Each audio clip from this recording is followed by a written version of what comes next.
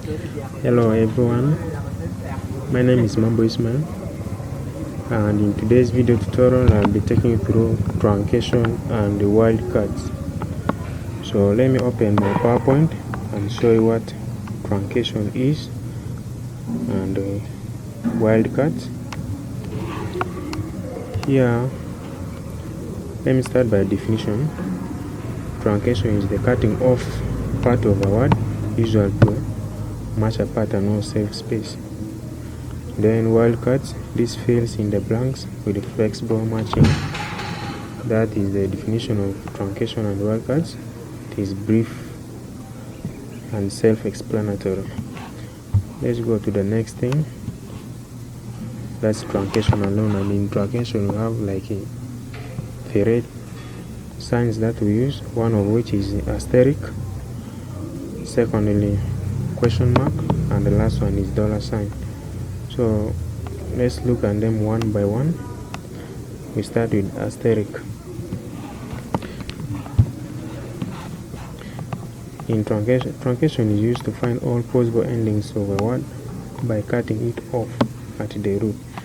So how do we use it? At first we place a symbol at the end of the word stem.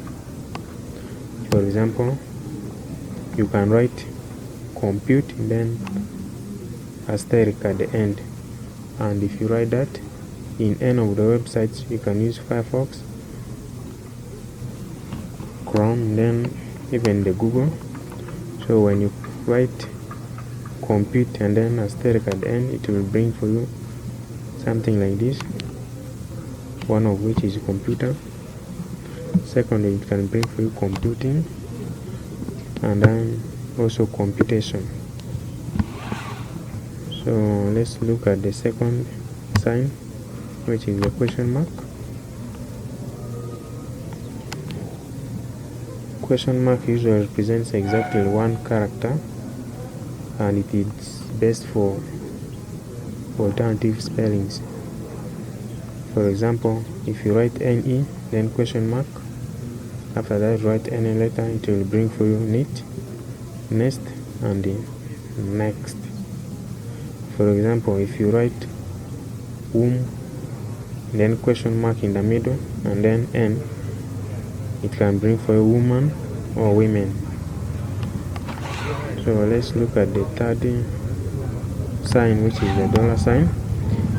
In many database systems, the $sign represents 0 or 1 character, and it is best for finding British and American English variations. For example, if you write color in the middle $sign and then R, it will bring for you color, which is CLOR, and that is in British English, or it can bring for you this color of American English, which is COLOUR.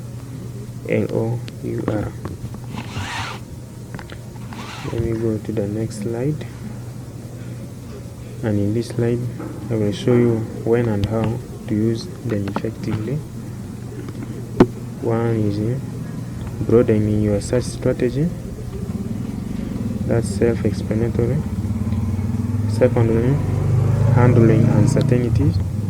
In this, if you are not sure if a name is spelled, for example Smith or Smythe, use SM in the middle, you write your question mark, and then you end with the TH, and it will bring for you the word that you are looking for. The third one is coding and file management.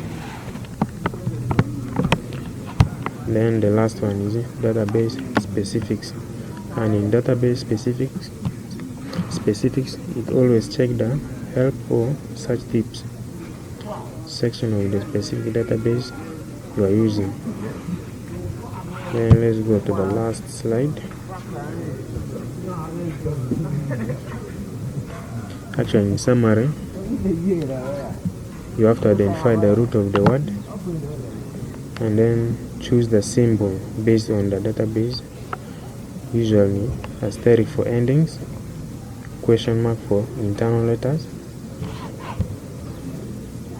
and then you need to check for over truncation to to ensure you are not getting irrelevant results. So members, this is where we're stopping. Once again, my name is Mambuis Majaman, aka Chris Lube. If you haven't subscribed to my channel, kindly subscribe, like, comment and share with friends. See you in the next video. Bye bye.